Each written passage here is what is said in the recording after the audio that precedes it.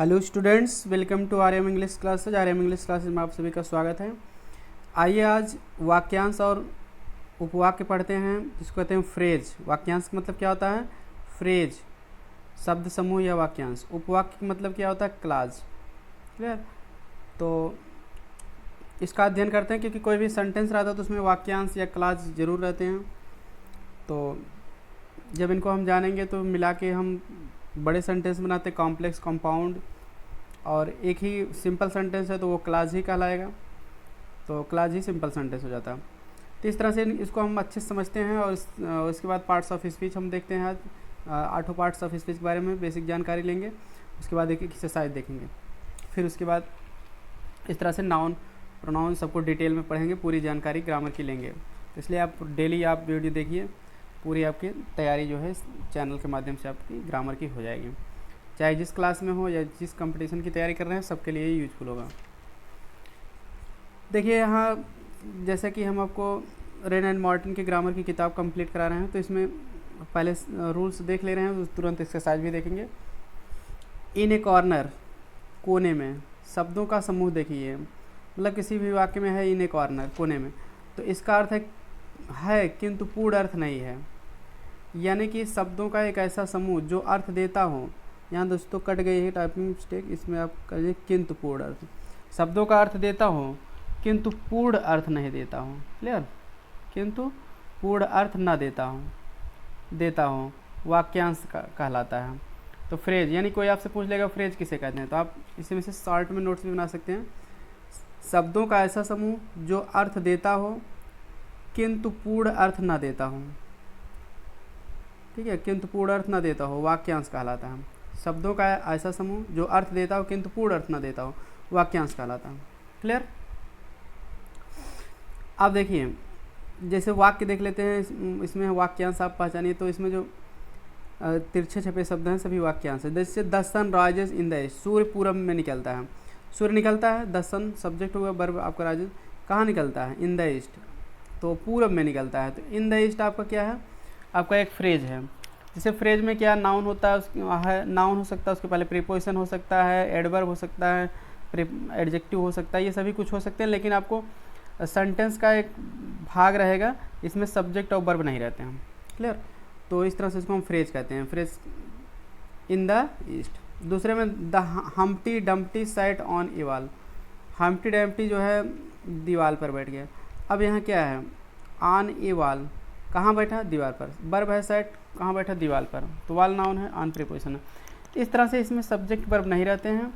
ये फ्रेज कहता है शब्दों का एक ऐसा समूह रहता है जो अर्थ, ठीक है, देता है, जो पूर्ण अर्थ ना देता है, वाक्यांश कहलाता है। मतलब अर्थ इसका कुछ ना कुछ तो मतलब निकलेगा, लेकिन पूर्ण अर्थ नहीं निकलेगा। क्योंकि हम कहें खाली इन द ईस्ट, पूरब में, ऑन ए वॉल, दीवार पर, तो पूरा अर्थ नहीं निकल पा रहा। ठीक है, दीवार पर कौन बैठा या पूरब में क्या है, तो इस तरह से कंप्लीट सेंस नहीं निकल पाता है। ठीक, अर्थ तो देता है कि हाँ भाई पूरब में, दीवार पर, लेकिन पूर्ण अर्थ नहीं देता। इसी तरह से शब्दों के समूह को हम क्या कहते हैं? वाक्यांश कहते हैं। वाक्य का एक अंश रहता है। There came a giant to my door. एक जायंट मतलब होता है दानव या विशाल काय आदमी। टू माई डोर, मेरे दरवाजे पर एक दानव आया या विशाल काय आदमी आया, बहुत बड़ा आदमी, दानव के जैसा आया। तो कहाँ आया? टू माई डोर, मेरे दरवाजे तक। तो ये आपका जो है क्या है? फ्रेज है, to my door. It was sunset of great beauty. ठीक है, तो ऑफ ग्रेट ब्यूटी, ठीक है, ये आपका क्या है? फ्रेज है। ग्रेट ब्यूटी मतलब अत्यधिक सौंदर्य का। पूरा अर्थ नहीं दे रहा है, लेकिन अर्थ दे रहा है वही चीज़। The tops of the mountains, पर्वत की चोटी। Were covered with snow. Clear? तो इसमें क्या है? टॉप माने चोटी, आपका नाउन है, जान रहे हो। ऑफ द माउंटेन्स माने पर्वत की, ये आपका जो है फ्रेज है।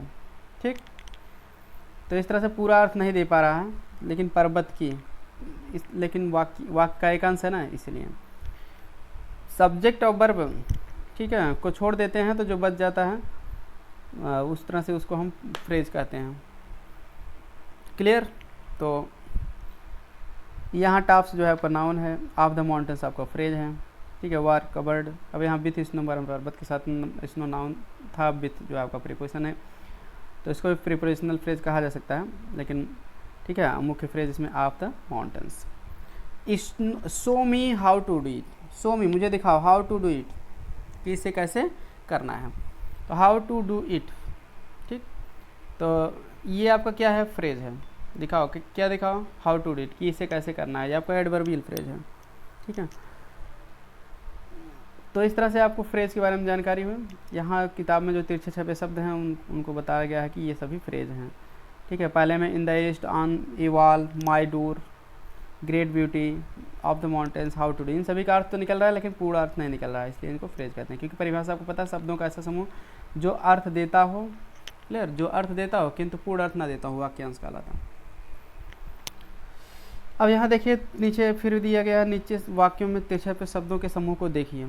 समूह हम क्या देख रहे हैं, ये है जो चेन ऑफ गोल्ड, आप गोल्ड आपका तिरछा छपा सोने का, उसके पास एक चेन है लेकिन वो कैसी है, सोने की है, तो चेन की ये विशेषता बतला रहा है आप गोल्ड, ठीक है। भले यहाँ प्रीपोजिशन प्लस नाउन है तो ये विशेषता बतला रहा है नाउन के। और ही है जो chain which is made of gold, उसके पास एक चेन है जो सोने की बनी हुई है, मतलब सोने से बना चेन। अब यहाँ क्या है, ऑफ गोल्ड आपका एक फ्रेज है, इसको बना दिया गया clause, which is made of clause, क्योंकि इसमें सब्जेक्ट दे दिएगा, विच जो है कंजक्शन का भी काम कर रहा है, उसके बाद जो है सब्जेक्ट का भी काम कर रहा है, इज मेड ऑफ गोल्ड, तो वर्ब है आपका है। तो इस तरह से आप देखिए शब्दों के पहले समूह को हम वाक्यांश कहते हैं, क्योंकि ऑफ गोल्ड है, इसमें सब्जेक्ट वर्ब नहीं है, तो वाक्यांश और सब्जेक्ट में क्लाज में यही अंतर है कि वाक्यांश में सब्जेक्ट प्लस वर्ब नहीं रहेगा, क्लाज में सब्जेक्ट प्लस वर्ब ही रहता। तो देखते हैं, पहले शब्दों के पहले समूह को हम वाक्यांश कहते हैं। शब्दों का दूसरा समूह ऑफ गोल्ड वाक्यांश के विपरीत और विधेय रखता है। उद्देश्य, उद्देश्य मीन्स होता है वाक्यांश, उद्देश्य मीन्स सब्जेक्ट, इसमें सब्जेक्ट ये ना सोचिए विच कंजक्शन का भी काम कर रहा है, सब्जेक्ट का भी काम कर रहा है, इसलिए तो इसके बाद इज लगा है।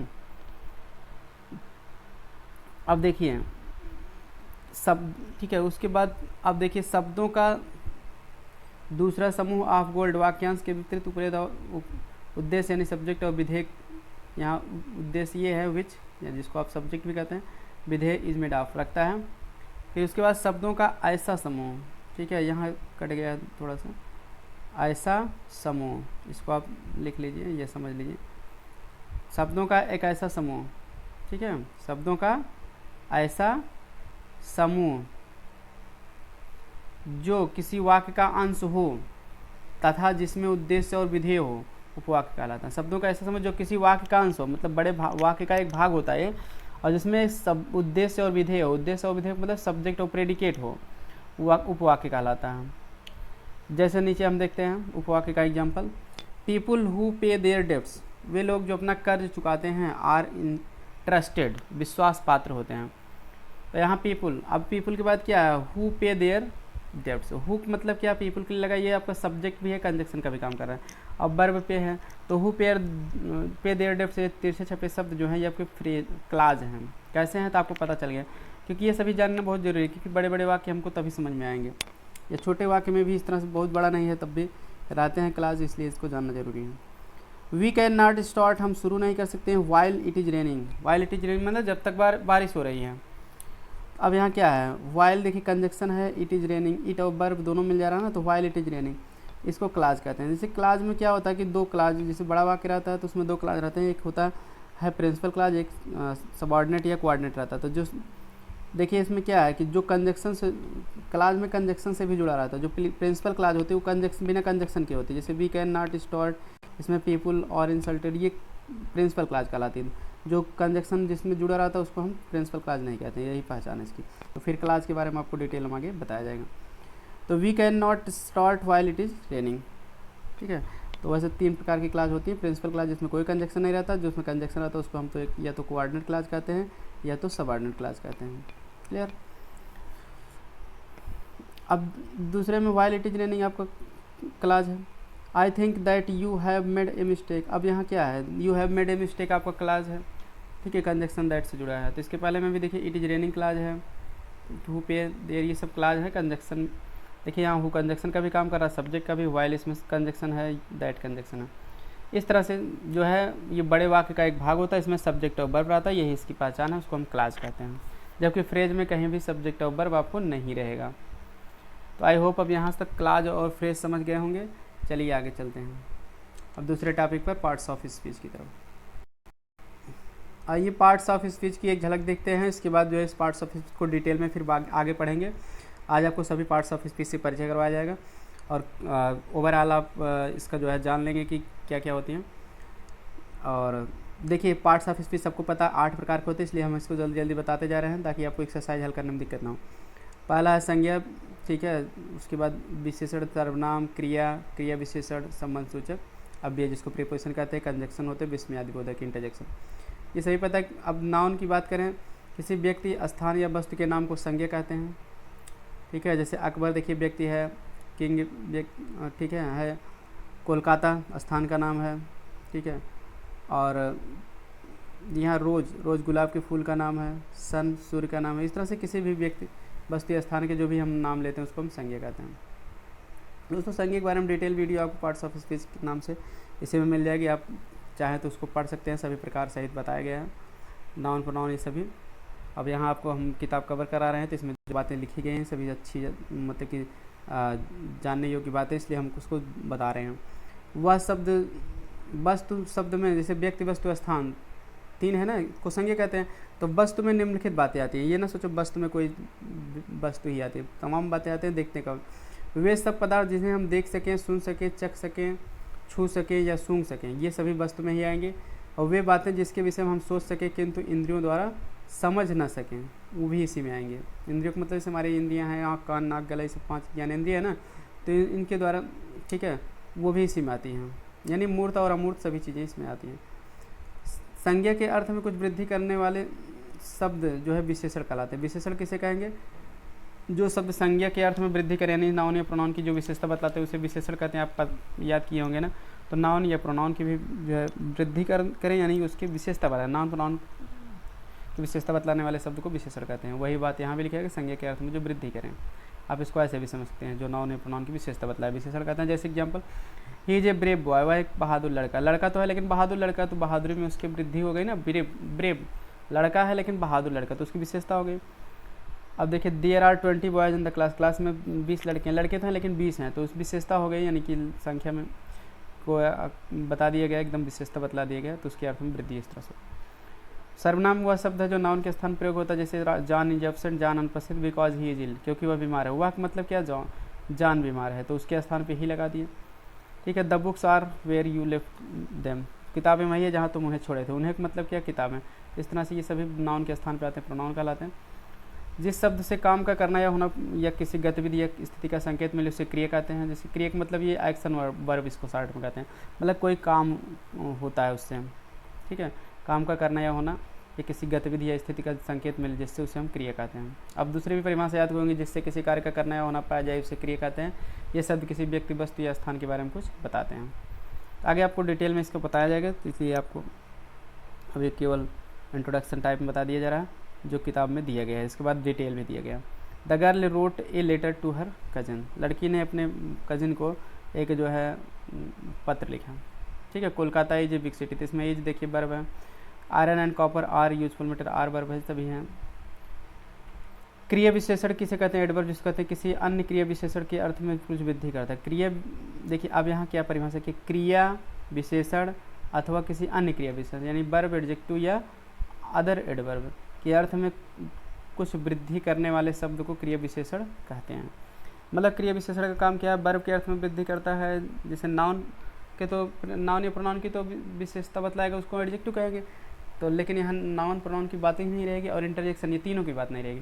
तो मुख्य रूप से बात रहेगी तो क्रिया और एडजेक्टिव और एडवर्ब, इन तीनों की तरह के अर्थ में जो वृद्धि करने वाले शब्द को हम क्रिया विशेषण कहते हैं। वर्ब, एडजेक्टिव और अन्य क्रिया विशेषण के अर्थ में वृद्धि करने वाले शब्द को क्रिया विशेषण कहते हैं। दोस्तों ये भी परिभाषा सही है। एक परिभाषा इसकी और भी है, नाउन, प्रोनाउन और इंटरजेक्शन को छोड़कर बाकी सभी पार्ट्स ऑफ स्पीच के अर्थ में वृद्धि करने वाले शब्द को एडवर्ब कहते हैं, वो भी सही है, क्लियर। लेकिन ज़्यादा वृद्धि 3 के ही में दिया रहता है, तो इसलिए इसी की परिभाषा दे दी है, सभी शब्द परिभाषाएँ सही हैं। वर्ब, एडजेक्टिव या अन्य एडवर्ब के अर्थ में वृद्धि करने वाले को क्रिया विशेषण कहते हैं, या फिर आप कह सकते हो नाउन, प्रोनाउन और इंटरजेक्शन को छोड़कर बाकी सभी पार्ट्स ऑफ स्पीच के अर्थ में वृद्धि करने वाले को एडवर्ब कहते हैं। जैसे एग्जाम्पल देखते हैं, he worked the sum quickly, वह सवाल को जल्दी से, सवाल पर काम किया। मतलब क्या, काम किया, कैसे किया, क्विकली, जल्दी से किया, तो इसकी विशेषता बतला रहे हैं वर्ब की। The flowers is very beautiful, फूल बहुत सुंदर है। सुंदर कितना सुंदर है, बहुत सुंदर है। तो ये सुंदर की विशेषता वेरी बता रहा है। She pronounced the word quite correctly, वह शब्द को बिल्कुल सही ढंग से उच्चारण के। करेक्टली मैंने सही ढंग से, लेकिन उसमें भी आगे कितना सही ढंग से, बिल्कुल। तो ये भी एडवर्ब है आपका, ये भी एडवर्ब है, ये भी एडवर्ब है। तो ये आपका अन्य एडवर्ब करेक्टली के, ये क्वाइट एडवर्ब जो है विशेषता बतला रहा है। ठीक है। संबंध सूचक शब्द क्या है? प्रीपोजिशन वह शब्द है जो नाउन यानी संज्ञा या सर्वनाम के साथ प्रयोग में आकर उस संज्ञा या सर्वनाम द्वारा सूचित व्यक्ति या वस्तु का संबंध अन्य किसी संज्ञा या सर्वनाम से प्रदर्शित करे, उसे हम प्रीपोजिशन कहते हैं। Example, this is a cow in the garden, there is a cow in the garden, बगीचे में एक गाय है। अब देखिए गाय का जो है यहाँ बगीचे से संबंध बताया जा रहा था, तभी तो वहाँ पर है। The girl is fond of music, लड़की संगीत की शौकीन है। तो इसमें आप प्रीपोजिशन है फॉन्ड, शौकीन है किस किस्म के संगीत का, तो यहाँ लड़की का संगीत से संबंध बताया जा रहा है। तो the a fair little girl sat on the tree, एक छोटी सुंदर लड़की पेड़ के नीचे बैठ गई। तो नीचे क्या है आपका, ठीक है, लड़की का पेड़ से संबंध बताया जा रहा है। ठीक है, इस तरह से प्रीपोजिशन है। ठीक है, इसके बारे में आपको डिटेल में आगे बताया जाएगा और इसकी वीडियो भी बनी है, आप चैनल पर सर्च करके ग्रामर की वीडियो देख लीजिए। दो शब्दों या वाक्यों को जोड़ने वाला शब्द जो है समुच्चय बोधक कहलाता है। राम एंड हरि, तो जो दो शब्दों या वाक्यों को जोड़े उसे हम क्या कहते हैं, समुच्चय बोधक यानी कंजक्शन कहते हैं। जैसे राम एंड हरि, तो यहाँ हरि और राम दो शब्द जोड़े गए हैं। टू एंड टू, इसमें यहाँ दो शब्द जोड़े गए। I ran fast but missed the train, मैं तेज़ दौड़ा लेकिन ट्रेन छूट गई। यहाँ बट जो है दो वाक्य को जोड़ रहा है। इस तरह से ये सभी होते हैं। चलिए आगे बढ़ते हैं। अब देखिए आगे जो है आपका इंटरजेक्शन है। इंटरजेक्शन किसे कहते हैं? अचानक हृदय से निकलने वाले मनोभाव को प्रकट करने वाले शब्द को विस्मयादिबोधक अव्यय कहते हैं। तो मतलब क्या होता है, अचानक हृदय से उठने वाले, इसको आप अपने हिसाब से कहते हैं कि हृदय में अचानक उठने वाले तीव्र भावनाओं को व्यक्त करने वाले शब्द को विस्मयादिबोधक कहते हैं। तो अचानक, ये हृदय में अचानक निकलने वाले मनोभाव, यानी मनोभाव किस मतलब जो स्ट्रांग फीलिंग्स होते हैं, तीव्र भावना, हमारे हृदय में अचानक उठने वाले तीव्र भावनाओं को प्रकट करने वाले शब्द विस्मयादिबोधक अव्यय कहलाते हैं। जैसे hurrah, hurrah, we have won the game. Hurray, hurray मतलब होता है खुशी की बात है। We have won the game, हम खेल को क्या किए हैं, जीत गए हैं। एलास, सी इज डेड, दुख की बात है। एलास में अफसोस की बात है, दुख की बात है। सी इज डेड, वह मर गई है। इस तरह से जो है इसमें दुख करने के लिए एलास, सुख के लिए हुर्रा। तो ये सभी क्या है, इंटरजेक्शन शब्द हैं। इसके बाद ये इंटरजेक्शन का देखिए निशान भी लगा रहता है। कुछ आधुनिक व्याकरणों में निर्धारकों मतलब डिटर्मिनर्स किस को शब्द भेदों में सम्मिलित किया गया है। तो मतलब इससे क्या होता है कि कहीं कहीं कुछ लोग आपको पार्ट्स ऑफ स्पीच 9 प्रकार के भी बता सकते हैं। वो जो बताते हैं वो डिटर्मिनर्स हैं। वैसे तो एडजेक्टिव का पार्ट है, लेकिन इसको भी अलग वो मान लेते हैं। तो इसलिए इस तरह से 9 पार्ट्स ऑफ स्पीच हो जाते हैं। तो कह रहे हैं कि वही बताना है कि सम्मिलित किया गया निर्धारक वे शब्द हैं जो आने वाले संज्ञा के अर्थ को निर्धारित या सीमित करते हैं। तो डिटर्मिनर्स इसको कहते हैं, जो मतलब कि आने वाले संज्ञा के अर्थ को निर्धारित कर देते हैं, यानी कि सीमित कर देते हैं, लिमिटेड कर देते हैं। इसमें डिटर्मिनर्स में परीक्षा में भी आता था। डिटर्मिनर्स क्या हैं आपको जानना जरूरी है। ए एन यानी आर्टिकल जो ए एन दा पढ़ते हैं वो डिटर्मिनर्स में आते हैं। दिस दैट दिस दोज, ये आपके जो प्रोनाउन है ये आते हैं। एवरी ईच सम एनी, ये सब डिमॉन्स्ट्रेटिव, ठीक है, जो डिस्ट्रीब्यूटिव प्रोनाउन वो भी आते हैं। माई, हिज, वन, टू, ये सभी भी आते हैं इसमें। संख्या 1 2 3 4 या माई, हिज, योर, देयर, ये सभी भी इसमें आते हैं। बहुत से पारंपरिक व्याकरणों के समान इन पुस्तक में ए एन द से भिन्न अन्य कई निर्धारकों को विशेषणों में वर्गीकृत किया गया है। चूंकि वाक्य में प्रयोग किए जाने वाले कार्यों के अनुसार शब्दों को अलग अलग भागों में विभाजित किया गया, अतः स्पष्ट है कि वाक्य के प्रयोग देखे बिना हम यह नहीं कह सकते कि यह शब्द किस शब्द भेद से संबंधित है। मतलब कोई भी शब्द कैसा है तो उसको जो है आप वाक्य में देखेंगे तभी समझ पाएंगे कि हाँ ये कैसा शब्द है, वर्ब है, एडजेक्टिव है, ये है, ठीक है, उसका किस तरह से प्रयोग किया हुआ है, नाउन है। जैसे एग्जाम्पल देखते हैं, दे अराइव्ड सून आफ्टर, वे आ गए। सून आफ्टर माने शीघ्र, बाद में ही, तुरंत बाद में ही आ गए। अब यहाँ क्या है, यहाँ आफ्टर जो है अराइव का, आए कब आए, बाद में, तो एडवर्ब हो गया। क्योंकि एडवर्ब 9 प्रकार का होता है, समय, स्थान, ठीक है, कारण, परिणाम, ये सब बताने वाले होते हैं। Time, place, reason, comparison, manner, contrast, ये सभी। तो इस तरह से यहाँ आया, वर्ब में प्रश्न कर लीजिए कब, ठीक है, बाद में आया, तो ये आपका एडवर्ब हो गया, टाइम बता रहा। दे अराइव्ड, वे आए। अब यहाँ कब आए तो नहीं आएगा, समय नहीं बताया जा रहा है इसमें। आफ्टर अस, हमारे बाद आए। तो अस क्या, प्रोनाउन, प्रोनाउन को एडवर्ब क्वालिफाई नहीं करता है, तो इसलिए ये प्रीपोजिशन है, क्योंकि प्रीपोजिशन नाउन या प्रोनाउन से पहले आता है। तो दूसरे वाक्य में आफ्टर प्रीपोजिशन की तरह है। तीसरे में they arrived after we had left, वे हमारे जाने के बाद आए। अब यहाँ दे अराइव्ड वे आए, वी हैड गॉन, हम वी हैड लेफ्ट हम जा चुके थे, यानी छूट चुके थे, मतलब जा। यहाँ आफ्टर जोड़ने का काम कर रहा है, इसलिए कंजक्शन है। ठीक है, तो इस तरह से मतलब वाक्य में शब्द दे दिया जाएगा कि हाँ कौन सा शब्द है, पार्ट्स ऑफ स्पीच के हिसाब से आपको बताना पड़ता है। तो चलिए इसकी एक्सरसाइज भी देख लेते हैं। पहले तो आप लोग इसको वीडियो को पास करके पूरा इसको हल कर लीजिए, समझ लीजिए किसमें कौन सा एडवर्ब है, नाउन है, जो भी है पार्ट्स ऑफ स्पीच बता दीजिए। उसके बाद हम बोल रहे हैं आंसर मिला लीजिए। अब देखिए पहला वाक्य है, still waters run deep. Still water माने होता है शांत जल। अब यहाँ वाटर की विशेषता बतला रहा है स्टिल, तो इसलिए आपका एडजेक्टिव है, क्योंकि एडजेक्टिव किसी नाउन से पहले आता है। दूसरा he still lives in the house, दूसरे में स्टिल लिव्स, वह अभी भी रहता है, कब रहता है, अभी भी, तो ये आपका एडवर्ब है, वर्ब की विशेषता बतला रहा है दूसरे वाक्य में, वही स्टिल। तीसरे में after the storm come the train, तूफान के बाद जो है ट्रेन आती है, तो आफ्टर द तूफान के बाद, क्लियर। अब यहाँ क्या है, तूफान के बाद या तूफान के बीच पीछे ही शांति आती है, हाँ, आफ्टर मीन्स पीछे या बाद।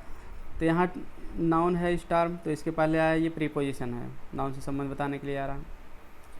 अब देखिए आगे क्या है, आफ्टर इफेक्ट्स, बाद का प्रभाव। तो यहाँ आफ्टर इफेक्ट्स, बाद का प्रभाव, तो इफेक्ट्स आपका नाउन है, तो इसके पहले ये एडजेक्टिव आया है, क्लियर। बाद का प्रभाव, प्रभाव तो बहुत है बाद का, तो ये आफ्टर जो है एडजेक्टिव है। तीसरे में चौथा हो गया। पांचवा है the up train is late, clear. तो अप ट्रेन यहाँ क्या है कि ये भी एडजेक्टिव है, अप ट्रेन, ट्रेन की विशेषता बतला रहा है। जैसे अप एंड डाउन मतलब आने और जाने वाली ट्रेन, तो अप ट्रेन मतलब आन, ठीक है, तो जो यहाँ से जाएगी, ठीक है, उसकी ट्रेन की बात की जा रही है कि भाई लेट है, यहाँ जब आएगी उसके बाद ही जाएगी। अब यहाँ क्या है, एडजेक्टिव है। और इट वेज, वेज क्या है, वे में देखिए यस जुड़ा है, तो ये वर्ब है, तो इट वेज, तो वर्ब में ही यस जुड़ता है। अबाउट ए पाउंड, इसका वजन लगभग 1 पाउंड है। ये वेज आपका वर्ब है, अगर अबाउट पूछा होता तो आपका एडवर्ब होता। देखिए आगे है, he told us about the battle, वो हमें युद्ध के बारे में बताया था। अबाउट द बैटल, ये अबाउट आपका प्रीपोजिशन है, युद्ध के बारे में, उसका वही का बैटल से संबंध बताया जा रहा। He was only A yard of me. अब इसमें क्या है कि आप पूछा जा रहा है, तो आप आपको जो है प्रीपोजिशन है, मी से पहले आया है संबंध बताने के लिए, क्लियर। अब देखिए suddenly one of the wheels came of, clear. तो 9वें में जो है क्या है आपका भी, इसमें भी एडवर्ब भी है, केम माने आया, ऑफ माने होता है दूर होता है, बंद होता है। अचानक वन ऑफ द व्हील्स, पहियों में से एक जो है कि आ गई, ऑफ मतलब दूर, उसमें से दूर होकर आ गई, मतलब दूर आ गई। अब यहाँ देखिए 10वें में है मोहम्मदन्स, मोहम्मद लोग जो है फास्ट व्रत रखते हैं। तो आप ये क्या है, सब्जेक्ट के बाद वर्ब है, व्रत रखना अर्थ आ रहा है, in the month of Ramzan, तो वर्ब है ये, क्योंकि बहुवचन है तो इसलिए फर्स्ट फॉर्म मिलेगी। ही केप्ट द फास्ट, उसने रखा, क्या रखा, फास्ट। अब यहाँ वर्ब आ गया तो उसके बाद तुरंत वर्ब आएगा नहीं, ये आपका नाउन की तरह काम कर रहा था, इसलिए इसमें नाउन हो जाएगी 11वें में। अब 12वें में he is an on the committee, वह कमेटी पर है, ठीक है। तो अब इसमें क्या है कि यहाँ आन जो है प्रीपोजिशन है, कमेटी पहले आया है, कमेटी पर। तो लेट अस मूव ऑन, आओ मूव ऑन मतलब चलें आगे बढ़ें, ठीक है। तो अब यहाँ क्या है, मूव तो वर्ब है, तो ऑन क्या है आपका एडवर्ब है, मूव ऑन मतलब चलते ही रहें, इसके अर्थ में वृद्धि, मतलब कंटिन्यू करना, कोई काम जारी रखना है। तो ऑन इसमें एडवर्ब के रूप में आया है, मूव के अर्थ में वृद्धि करने के लिए। Sit down and rest a while, बैठ जाओ और रेस्ट व्हाइल, थोड़े समय तक आराम करो। तो इसमें क्या है कि रेस्ट ए व्हाइल, अब ए व्हाइल है तो ये आपका आज नाउन लगा, क्योंकि व्हाइल पहले ए लगा, ए कहाँ लगता है, A N the, A N हमेशा नाउन से पहले ही लगता है। तो यहाँ नाम दे दिए कि रेस्ट ए व्हाइल, यहाँ वर्ब के बाद में नाउन आया, रेस्ट ए व्हाइल, इस तरह से फ्रेज बना, मतलब होता है थोड़े समय तक आराम करना। तो इस तरह से ए नाउन से पहले ही आता है, इसलिए नाउन के रूप में है ये। आई will watch while you sleep, ठीक है, जब मैं देखभाल करूँगा जब तुम सो गए। तो यहाँ व्हाइल का प्रयोग देखिए, I will watch you sleep जोड़ने के लिए लगा, यहाँ कंजक्शन हो गया इसमें while. They while away their evenings, ठीक है। तो यहाँ देखिए व्हाइल अवे जो है, व्हाइल अवे माने क्या होता है, ये आपका फ्रेजल वर्ब है। व्हाइल अवे माने होता है बिताना, ठीक है, बिताना या गुजारना। दे व्हाइल अवे देयर इवनिंग्स, वे अपने शाम को बिताते हैं, ये गुजारते हैं। तो यहाँ व्हाइल पूछा जा रहा है, व्हाइल क्या है, व्हाइल आपका यहाँ वर्ब है, क्योंकि वर्ब की जगह आया है। ठीक है, आई होप आपको समझ में आ गया होगा। 16 एक्सरसाइज थी, यहाँ बता दी गई। इस तरह से आपको डेली नियम भी बताया जा रहा है, एक्सरसाइज बताया जा रहा है, ताकि आप ग्रामर पे अपनी अच्छी पकड़ बना सकें और ठीक है, आप चाहे जिस क्लास में हो या कंपटीशन तैयारी, सब में अच्छा परफॉर्मेंस कर सकें। तो बिना व्याकरण जाने हम किसी भाषा को अच्छे से नहीं समझ सकते हैं, इसलिए व्याकरण बहुत ज़रूरी है। और वर्ड पावर की भी चैनल पर वीडियो है, व्याकरण की भी है, और बाकी अब फिर आपको बताया भी जा रहा है इस तरह से। जो भी आप वीडियो चाहिए कमेंट करके भी बता सकते हैं आप। तो वीडियो पसंद आए तो लाइक, सब्सक्राइब और शेयर करें। मिलते हैं नेक्स्ट वीडियो में, और इस पार्ट्स ऑफ स्पीच का पूरा डिटेल के साथ, ठीक है। और आपको पूरा समझ में आ जाएगा, आगे देखते रहेंगे तो इसलिए चैनल को सब्सक्राइब करके रखें, घंटी दबा लें अगर नहीं सब्सक्राइब किए हैं तो। मिलते हैं नेक्स्ट वीडियो में। Thanks for watching this video.